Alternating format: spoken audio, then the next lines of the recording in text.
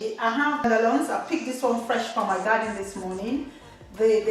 Sometimes you might think they are nuisance plants. They grow without you planting them, but they have very good benefits for the liver. Them into smaller pieces.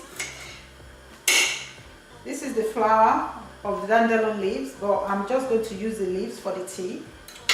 Place a saucepan of water, maybe about 1 or 2 cups of water, and put the dandelion leaves into the water and bring to a boil and lower the heat and allow it to simmer for about 5 to 10 minutes. I'm going to pour through a sieve to take the leaves out of the tea.